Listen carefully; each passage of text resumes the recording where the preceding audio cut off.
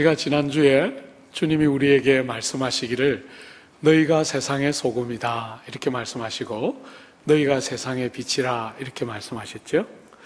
아마 여러분 가운데 어떤 분들은 그러면 어떻게 사는 게 빛되고 어떻게 사는 것이 소금이 될까 궁금해하신 분이 계실 텐데요.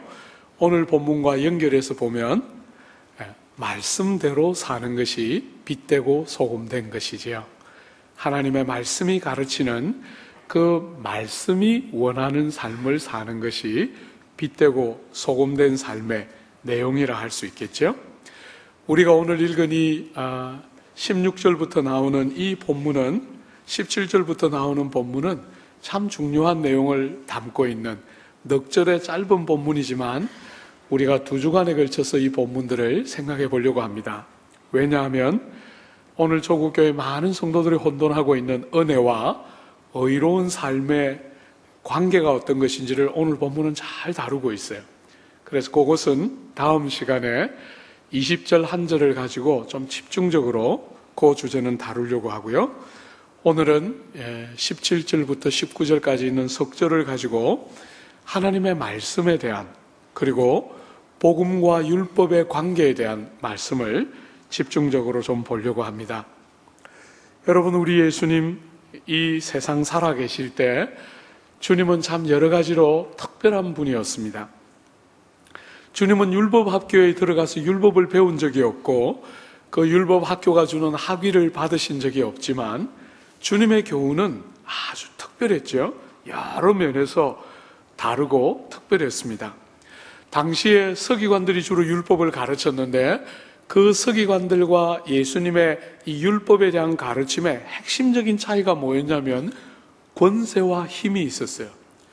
주님의 교훈은 서기관들이 가르치는 것과 달리 권세와 힘이 있었던 거예요. 그래서 많은 주님을 대적하는 무리들도 거부할 수 없는 그 힘과 권세를 느끼면서 그 다름에 늘 주목하고 부담을 갖게 되지요. 주님은 심지어 이렇게도 말씀하셨죠. 내가 진실로 진실로 너희에게 이르노니 이렇게 말씀하셨어요. 여러분, 실제로 구약에 있는 많은 선지자들이 설교를 할 때 여호와께서 가라사대 하나님께서 우리에게 이르시되 이렇게 주로 말씀을 전했는데 우리 구주께서는 말씀을 전하실 때 내가 너희에게 이르노니, 그러니까 구약의 모든 선지자들은 하나님의 권세를 가지고 여호와의 이름으로 대언했는데 우리 예수님은 내가 너희에게 이렇게 말할 만큼 자신의 권위를 가지고 설교하시고 말씀을 전하셨어요. 당시 사람들이 아주 중요하게 여겼던 게 장로들로부터 전해오던 유전이었는데요. 그 장로들의 유전을 주님은 때때로 아주 정면에서 바로 반박하셨어요. 그리고 그 유전을 따라서 사람들은 당시에 죄인이라고 여겨지던 무리들과 가까이 교제하지 않았는데 예수님은 세리와 창녀와 죄인이라고 여겨지는 무리들과 함께 먹고 마시고 사귀고 벗으로 여기고 정말 그들을 가까이 두고 사셨지요.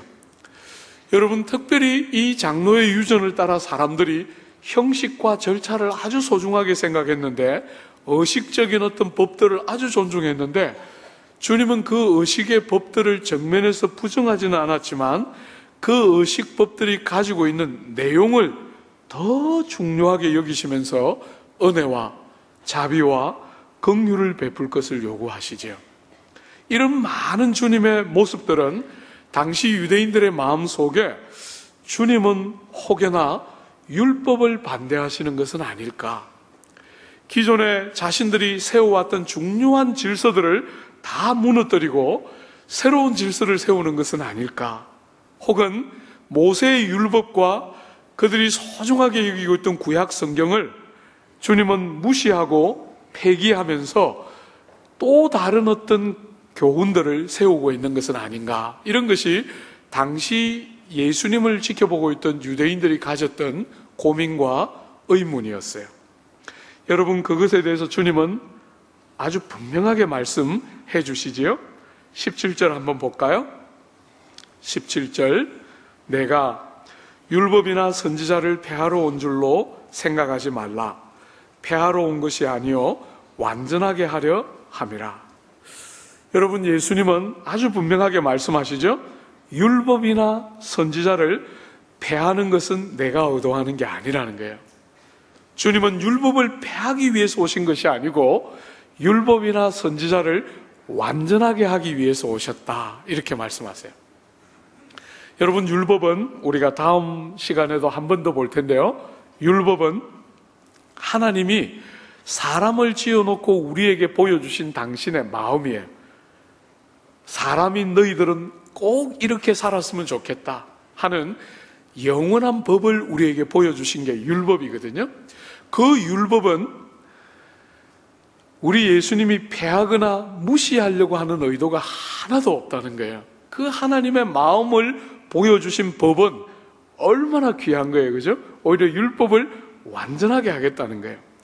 선지자는 무엇이냐면, 선지자들을 통해서 기록된 율법을 성도들이 잘 못 살 때 그 상황에 맞도록 율법을 적용시키고 해석해서 성도들이 살도록 돕기 위해서 보내신 하나님의 일꾼들이죠.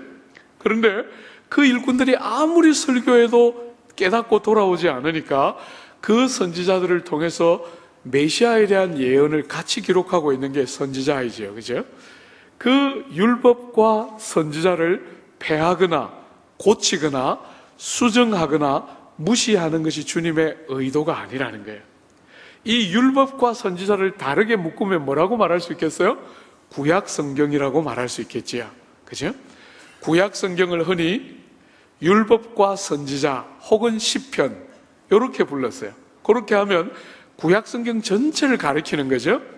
모세오경으로 상징되는 율법과 그 다음에 나머지 있는 그 대소선지서를 비롯한 그 선지서와 시가서로 상징되는 시편, 이러면 구약성경 전체를 일컫는 것이 되지만 동시에 율법과 선지자라는 표현으로도 구약을 일컬었지요. 그러니까 주님이 하시는 말씀이 나는 절대로 성경을 무시하거나 구약을 폐기하러 온 것이 아니다, 이렇게 분명하게 말씀하시는 거죠.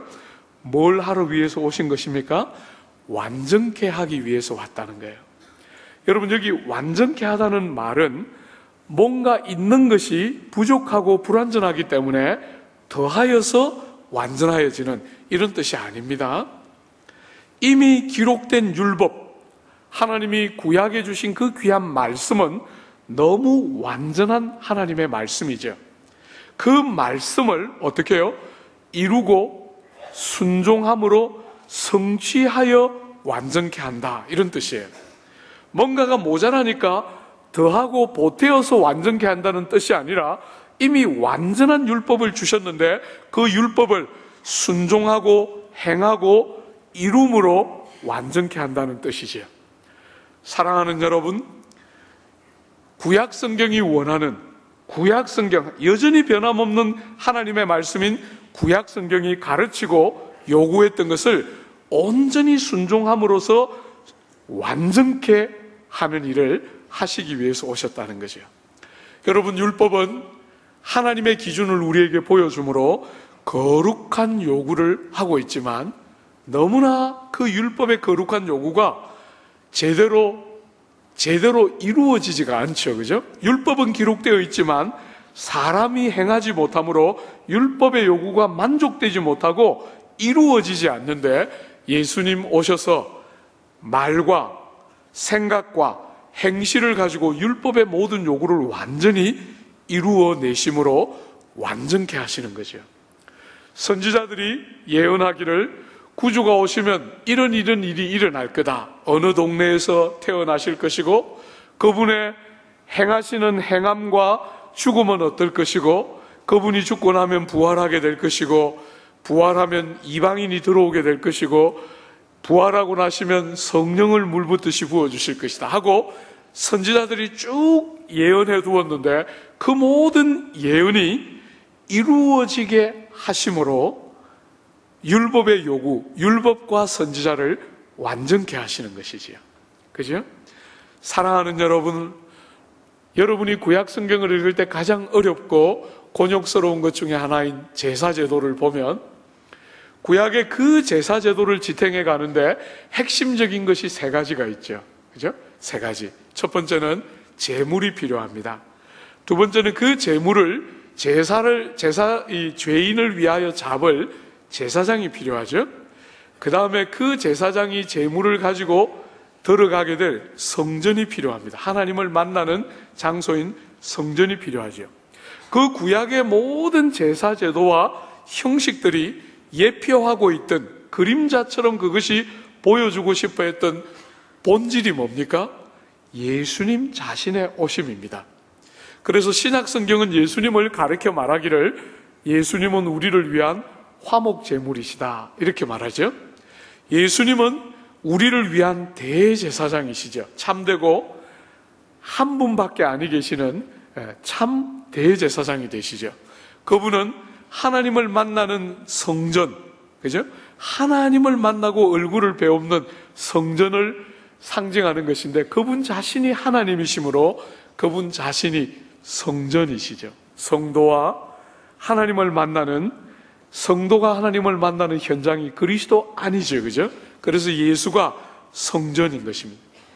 그런 방식으로 예수님은 구약의 모든 것들을 완성시킴으로, 이루심으로, 성취함으로 구약의 모든 요구들을 완전케 하시는, 구약을 폐기하거나 무시하는 것이 아니라 구약을 완전케 하시기 위해서 이 땅에 오신 것이지요. 주 안에 사랑하는 여러분, 이것을 이렇게 다시 한번 풀어볼까요? 우리가 21절부터 이렇게 앞으로 보게 되면 계속해서 보게 되겠지만 그 21절부터 해서 쭉 보면 얼마나 당시 사람들이 말씀에 대한 왜곡이 심했는지를 볼 수가 있어요. 성경이 가르치는 대로 말씀을 제대로 깨닫지를 못하고 너무나 일상적인 방법으로 성경을 대했는데 주님은 당신의 바른 가르침을 가지고 사람들에게 성경을 바르게 깨닫도록 함으로써 율법을 완성시키시죠. 그렇죠? 율법이 원하는 것이 뭔지를 정확하게 드러내심으로 율법을 완성시켜요. 저는 참 이 조국 교회를 생각할 때 조국 교회 안에 있는 너무 많은 사람들이 하나님의 말씀을 왜곡되이 안다 이렇게 생각해요. 그래서 어지간히 신앙생활을 오래 한 사람도 말이나 그 기도에 말씀이 제대로 묻어나지가 않아요. 성경을 인용은 간혹 하지만 그 성경의 정신과 가르침의 핵심들이 거의 묻어나지가 않아요. 말씀에 대한 왜곡은 오늘 조국 교회도 참 중요한 주제 중에 하나라고 생각해요. 제가 이 성경을 준비하면서 말씀을 준비하면서 2005년에 나온 한미준이라는 한국 교회 미래를 준비하는 모임이라는 한미준에서 발간한 그 한국 교회 미래 리포트라는 책을 이렇게 읽었는데요. 그 책에 보면 한국 성도들에게 물은 거예요. 일주일 동안 성경을 얼마나 읽으십니까? 하는 그 질문에 대해서 무려 53%에 준하는 사람들이, 절반이 넘는 53%에 준하는 사람이 일주일 동안 성경을 한 번도 안 읽는다는 거예요. 예배 시간에 와서 설교를 듣는 거 빼고 일주일 동안 성경을 읽는가 하고 물었을 때 절반이 넘는 성도가 성경을 한 번도 안 읽는다는 거예요. 한 번도. 그리고 무려 26.5%에 해당되는 거의 30% 가까운 사람들이 일주일 동안 성경을 겨우 1시간 못 되도록 읽는다는 거예요. 겨우 1시간 조금 못 되도록 성경을 읽고 있다는 거예요. 그러니까 무려 이 두 부류를 합치면 무려 80% 가까이, 79.5%나 되는 성도들이 교회를 다니고 신앙생활을 하고 예수 믿는다고 고백하고 구원의 확신이 있다고 주장하면서도 성경을 읽는 사람들은 거의 20%밖에 안 된다는 거예요. 일주일에 그냥 1시간도 채 안 되는 아주 형식적인 짧은 그냥 성경 읽는 그 정도 사람까지 합쳐도 절반이 안 되는, 그것이 오늘 이 조국 교회의 현 주소예요. 사랑하는 여러분, 기독교의 존영과 영광은, 교회의 존영과 영광은, 기독교의 가장 중요한 특성은 계시성입니다. 계시성. 하나님이 말씀을 열어 그 백성에게 말씀하시는 이 계시성이야말로 기독교의 생명과 같은 사활을 좌우하는 핵심적인 주제인데도 거의 50%가 넘는 사람이 성경을 거의 한 번도 안 읽고 교회를 다닐 뿐 아니라 80% 가까운 사람들이 아주 형식적으로 성경을 읽고 있다는 거예요. 이게 오늘 조국 교회의 현실이고, 그래서 저는 정말 조국 교회를 돌아보고 생각할 때 이 신앙에 대한 왜곡이 너무 심하다. 기독교라는 이름은 들어있지만 내용은 전부 샤머니즘이거나, 기독교라는 명찰은 달고 있지만 세상 종교와 거의 다를 바 없는, 복음이 가지고 있는, 기독교가 가지고 있는 참된 진리와 그 영화로움과 거의 관계가 없는 것이 오늘 조국 땅에 있는 너무나 많은 사람들의 현 주소다. 이렇게 그 통계가 우리에게 다시 말해주고 있는 거예요. 여러분한테 손 들어보라 그러면 안 되겠지요? 네. 사랑하는 여러분, 주 안에 사랑하는 여러분, 주님은 이 땅에 오셔서 율법을 열어서 바르게 가르치심으로 말씀과 아무 관계없는 신앙생활이라고 하고 있다고 고백하고 주장하는데 말씀과 아무 관계없는 그런 신앙생활을 하고 있는 사람들에게 바른 가르침을 세우심으로 하나님의 율법을 완성시켜내고 있는 것이지요. 여러분, 주님의 삶과 이 지상에서의 삶과 고난보심과 십자가에 달려 돌아가심과 부활하심은 율법을 이루시는 가장 대표적인 모습 중에 하나지요. 여러분이 복음서에 보면 주님의 삶을 늘 이렇게 하시면 선지자로 하신 말씀을 이루려 함이라, 이렇게 하신 말씀을 이루려 함이라, 전부 다 율법을 이루시는 거죠. 십자가도 마찬가지예요. 율법을 이루심으로 해석하지 않으면 십자가는 해석되지가 않는 것이에요. 여러분, 왜 그 전능하신 하나님이 말씀 한마디로 너희 죄를 용서하마 이렇게 안 하시고 아들을 십자가에 다시지요? 율법은 사람의 죄를 없다 하거나 못 본 채 하거나 죄가 문제가 안 되거나 말 한마디로 용서되거나 절대로 그렇게 말하지 않아요. 율법은 우리에게 모든 죄는 하나님의 성품과 충돌하고 모든 죄는 반드시 율법의 형벌과 저주를 부르고 있다 그래요.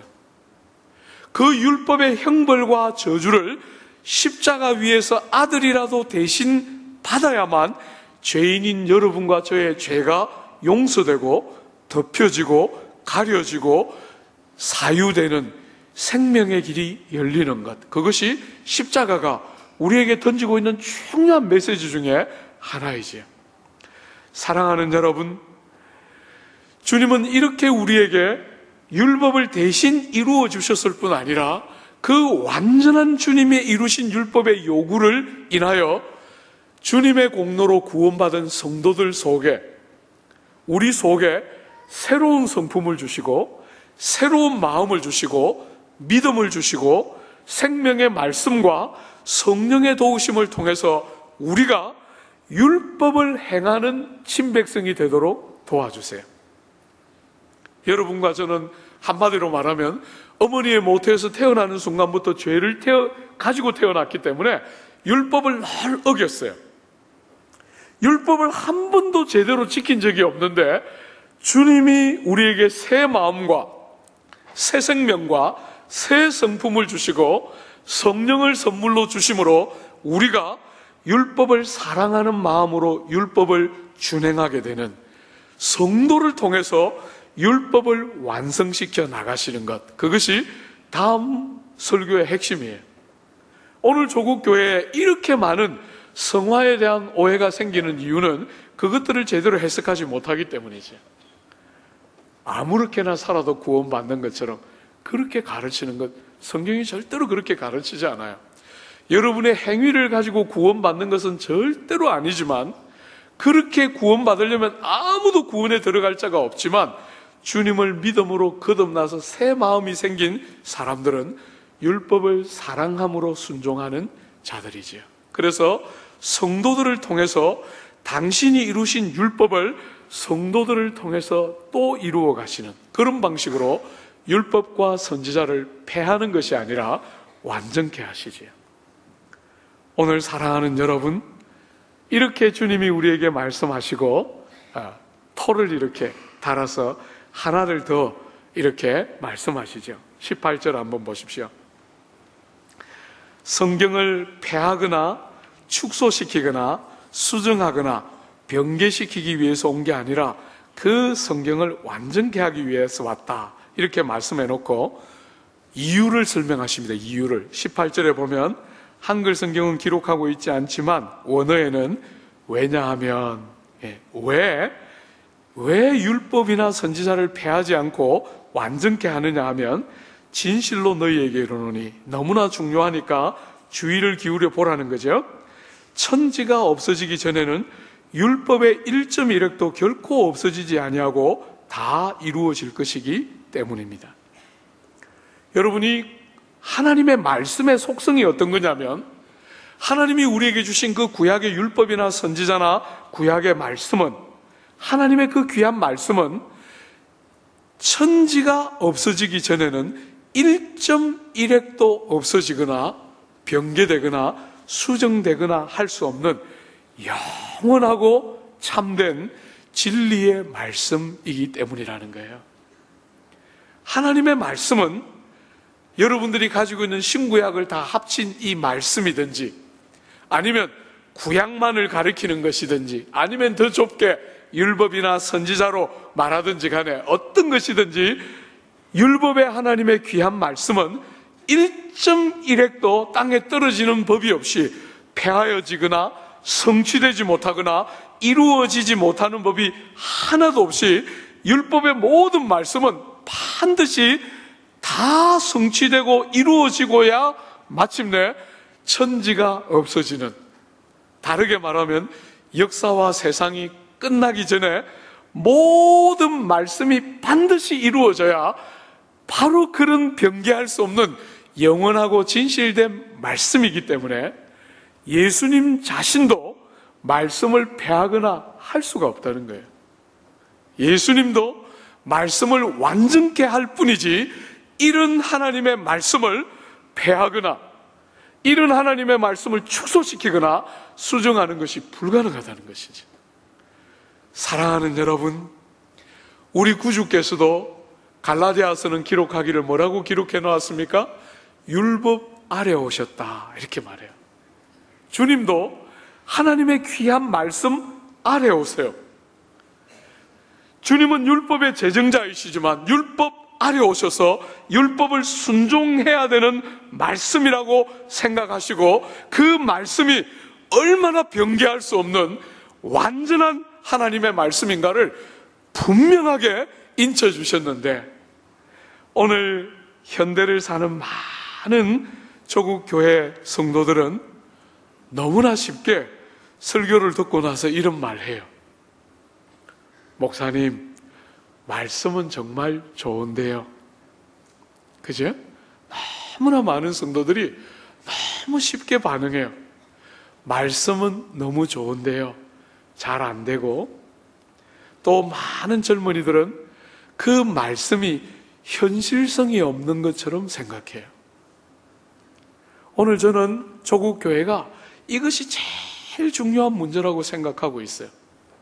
많은 사람들이 조국 교회가 삶이 없다고 비난하고 삶을 살아야 하고 착한 일을 더 많이 해야 된다고 말하지만 저는 생각이 다릅니다.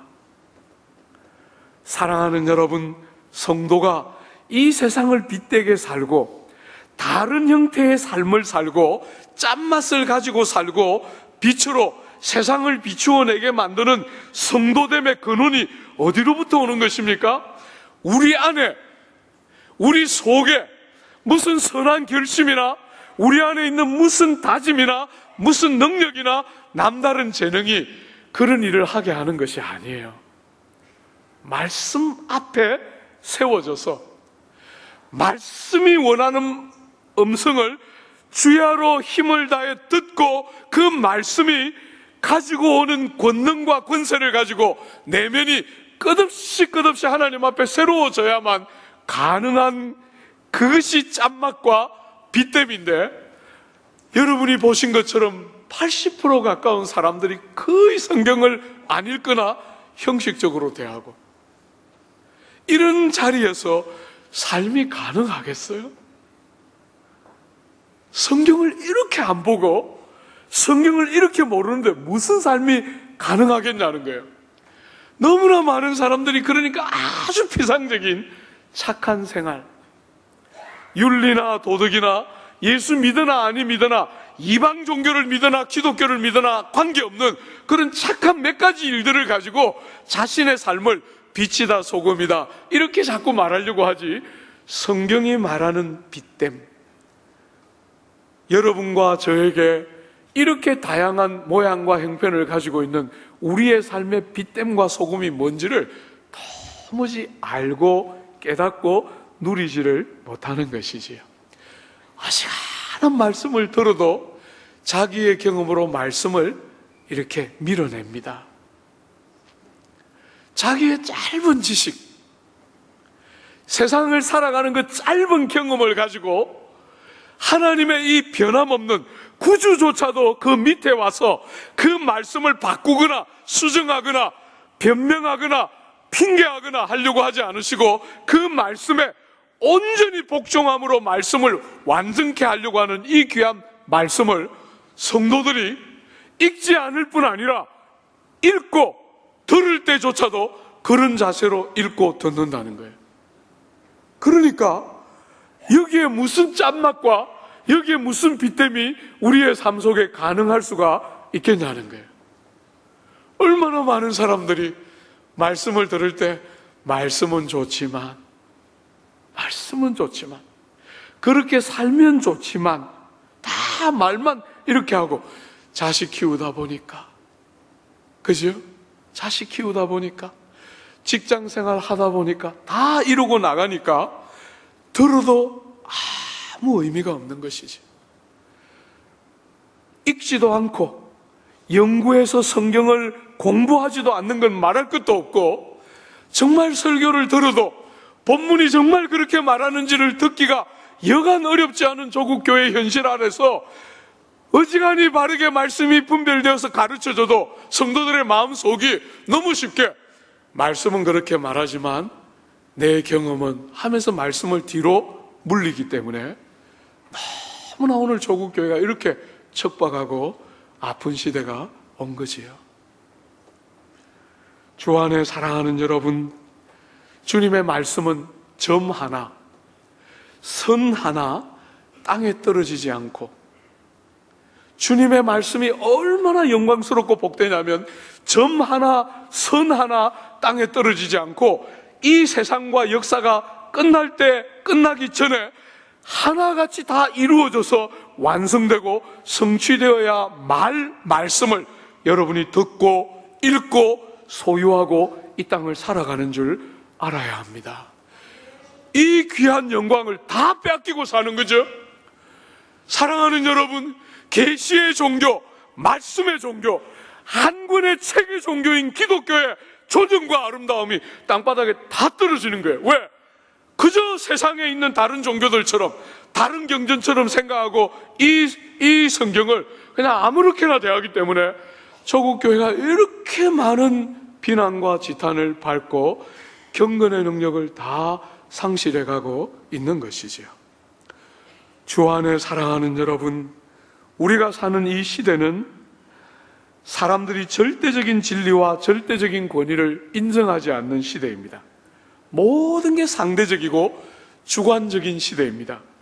그래서 사람들은 어지간히 하나님의 말씀을 듣고도 자기가 하고 싶은 대로 살려고 합니다. 자기가 기준입니다. 자기가 핵심입니다. 자기가 원하는 대로 자신의 느낌대로, 자신의 경험대로, 자기의 판단대로 어떤 일을 하려고 합니다. 사랑하는 여러분, 우리는 절대로 그렇게 살아서는 아니 될 것입니다. 하나님의 말씀대로, 하나님의 성경이 우리에게 가르치는 대로 생각하고 판단하고 행동하고 말씀에 최종적이고 절대적인 권위를 두고 우리는 말씀을 대하고, 이 말씀을, 저는 오늘 조국교회가 필요한 것이 다른 것이 아니라 말씀으로 돌아가는 것이라고 생각해요. 성경으로 돌아가야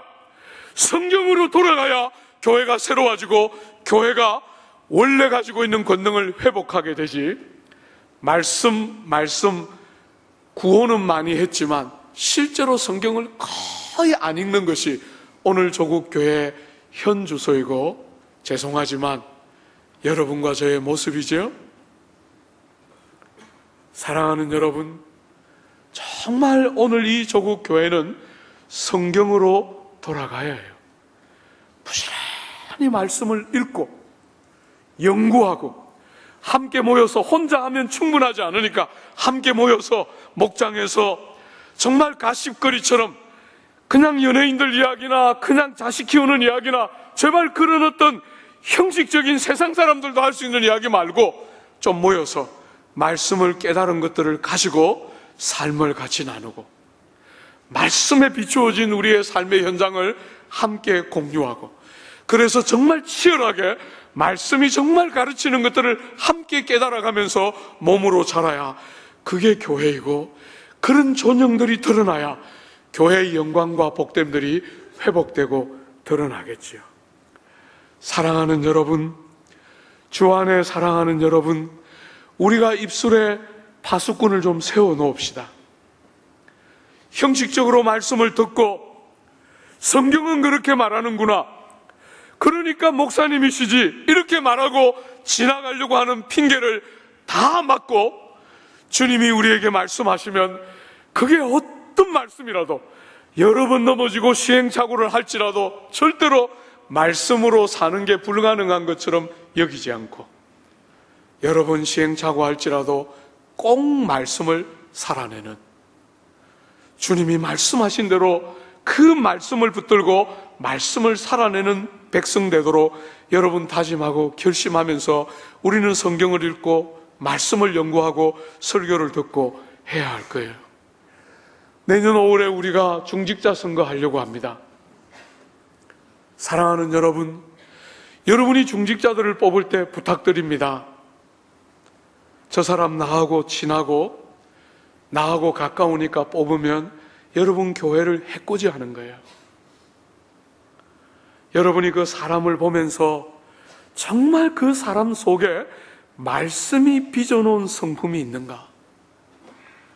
말씀을 순종하기 위해서 자기를 깨뜨리고 자기를 부정하고, 그 말씀이 말씀하시기 때문에 자기를 쳐서 복종시키는 성경이 빚어내는 성품이 있는가? 그저 착하고 그저 사람 좋아 보이는 그런 것 말고 말씀이 들어가서 깨뜨려 놓은 성품이 있는가? 여러분이 분별하고 사람들을 뽑아 세워야 합니다. 저는 이 남서울교회를 부임해 와서 여러분들하고 2년 조금 못 되는 세월을 보내면서 정말 소망이 생겨요, 마음속에. 우리 교회 어찌하든지 한국에 내놓아서 천에 하나 만에 하나 있을 것 같은 그런 좋은 교회 만드는 거, 그런 건 꿈이 아니에요. 그런 교회 하고 싶지 않아요. 이미 지난 40년 동안 우리 교회는 충분히 칭찬 많이 들었다고 생각해요. 저는 그런 거 하고 싶지 않아요. 사랑하는 여러분, 여기에 어떤 부류의 사람들이 모이더라도 모여있는 사람들이 정말 사람을 보고 사람을 높이고 우리를 자랑하고 우리를 기쁘게 하고 하지 않고 모여서 교회의 주인이 정말 주님이시고, 이 교회를 이끌어 가시는 이가 정말 목사나 장로님들이나 이런 어떤 사람이 아니라 정말 주님이 교회를 이끌어 가시고 교회의 머리로 주님이 좌중해 계시고, 목회자든 우리 훌륭하고 좋은 장로님들이시든 평신도들 한 분 한 분이든 누구든지 관계없이 모두가 구주께 복종하고 순종하고 주님의 머리 되심과 주님의 인도하심과 주님의 말씀하심 앞에 다 복종하는 그런 방식으로 연합되고 하나 되고 더불어 자라고 서로를 돌보는, 저는 그런 교회 하는 게 꿈이에요. 여러분의 도움이 필요합니다.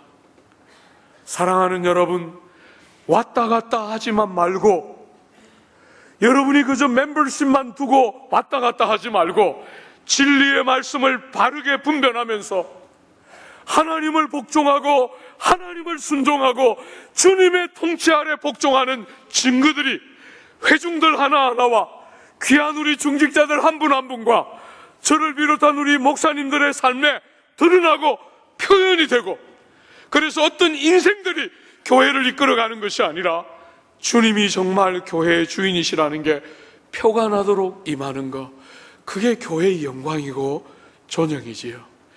말씀에 순종하는 방법으로 우리는 그와 같은 삶을 살아내도록 부름받고 있는 것이에요.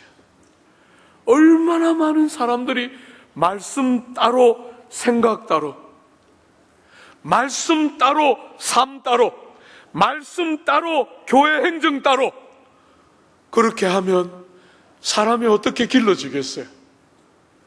말씀 가르치는 대로 교회 행정하고, 그죠? 사람 하나하나 성경이 가르치는 대로 받고 대하고, 그래서 정말 일관성이 컨시스턴시가 삶의 구석구석에 다 묻어나는 그런 방식으로 사람을 길러내고, 길러진 사람으로 조국 교회와 열방을 섬기는, 바로 그거 우리가 하라고 우리에게 이 귀한 만남 주셨다고 저는 생각하고 있어요. 주 안에 사랑하는 여러분, 말씀으로 돌아가야 합니다. 말씀 듣고 좋은데 하고 절대로 지나가지 않도록 결심해야 합니다. 하나님의 말씀 앞에 서서 성경 읽어내기로 다짐하고, 주님 앞에 말씀을 들고 설 때마다 주님이 말씀만 하시면 단마음으로 사랑으로 마음 전부를 기울여서 복종하고 순종하고 기필코 살아내고야 말리라 하는 다짐을 가지고 말씀 앞에 서서 성경을 읽고 연구하고, 목장에서 사랑하는 지체들과 함께 그렇게 말씀을 나누고 서로 붙들어내고 서로 격려하고 서로 지지해서 말씀을 살아낼 때 성도의 삶 속에 짠맛이 나기 시작하고, 빛으로 세상을 비추는 비춤이 역사하는 것들을 보게 되는 영광을 갖게 되는 것이죠. 사랑하는 여러분, 이 상대주의와 주관주의 시대에 이 귀한 진리를 딱 세워놓고 주님이 우리에게 하나를 적용시켜 주세요. 그게 19절이죠? 한번 보세요. 19절 같이 한 번만 읽어볼까요? 그러므로 누구든지 이 계명 중에 지극히 작은 것 하나라도 버리고 또 그같이 사람을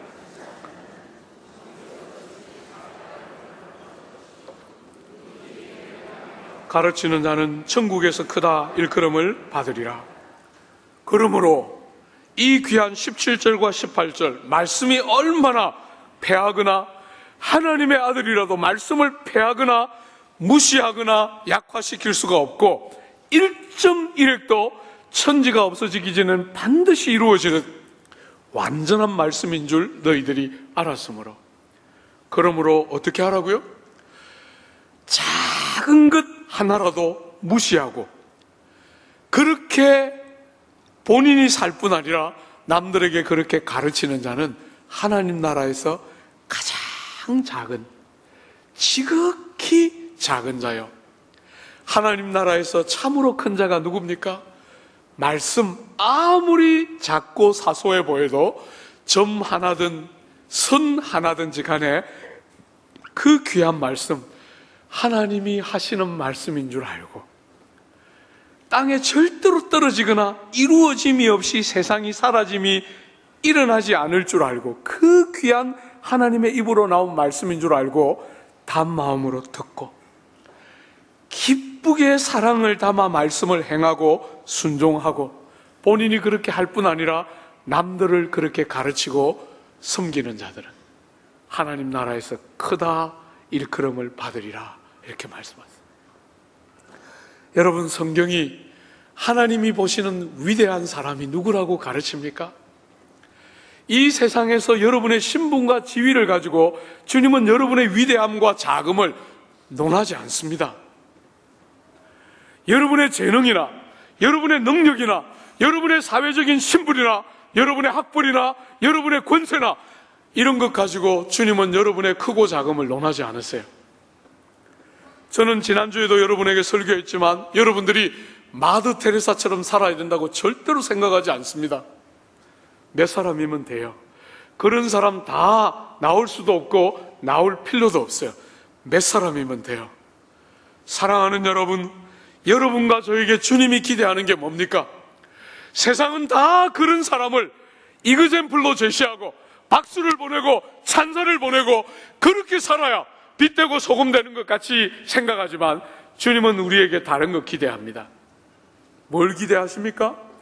여러분 중심이 말씀을 대하는 자세가 어떤가 하는 것이 하나님 앞에서 큰지 작은지를 결정하는 결정적인 기준이라는 거예요. 이렇게 선명하고 분명한 말씀의 가르침이 있는데도 조국 교회는 그렇게 오랫동안 돌아가야 했던 거예요. 하나님 말씀을 어떤 중심으로 대하고 그 말씀을 어떤 자세로 받아 준행하며 사람들에게 나누고 있는가 하는 것이 그 사람의 위대하고 놀라움의 핵심적인 척도라고 성경은 너무나 분명하게 말하고 있어요. 주 안에 사랑하는 여러분, 저는 그런 면에서 여러분 모두가 위대한 성도로 자라주기를 기대해요. 저는 여러분들이 이 세상에서 높은 신분에 가나 낮은 신분에 있는가 그런데 별 관심이 없어요. 여러분이 세상 사람들이 보기에 명예로운 자리에 있는가, 사람들에게 칭찬을 듣는가 그런데 별 관심이 없습니다. 저는 여러분들이 하나님 앞에 섰을 때 하나같이 모든 성도가 하나같이 장로님들 일부, 중직자들 일부 말고 오늘 이 남서울에 몸담아 살고 있는 모든 성도가 하나같이 하나님 앞에 섰을 때 착하고 충성된 정아, 너는 참 크고 위대하고 탁월하고 훌륭하고 아름답다, 이런 말 꼭 듣도록 여러분들이 그렇게 자라기를 기대해요. 세상이 여러분을 어떻게 평가하든지 아무 관계없이 하나님 앞에서 주님 보시기에 주님의 기준 앞에서 너무나 존귀하고 아름답고 복되고 어디 내놔도 손색이 없고 하나님이 온 천지와 만물에 봐라 이 복되고 영화롭고 크고 참 귀하고 위대한 일꾼 봐라 이렇게 말하도록 저는 여러분들이 하나같이 그렇게 크기를 기대하고 말씀을 향한 그 살아있는 중심들이 회복됨으로 짠맛이 필요한 이 조국 땅에, 비춤이 필요한 이 어두운 조국 땅에 참 짠맛을 가진 성도, 세상을 비추어내는 빛된 성도의 삶, 여러분이 다 살아서 여러분과 제가 섬기는 이때에 할 수만 있으면 조국 교회를 다시 살려내고 열방과 민족을 섬기는 그런 교회가 되도록 우리를 새롭게 하시는 주의 역사가 임하게 되는 귀한 은혜가 여러분 개인에게, 여러분의 삶에 온 조국 교회에 넘쳐나게 되기를 바랍니다.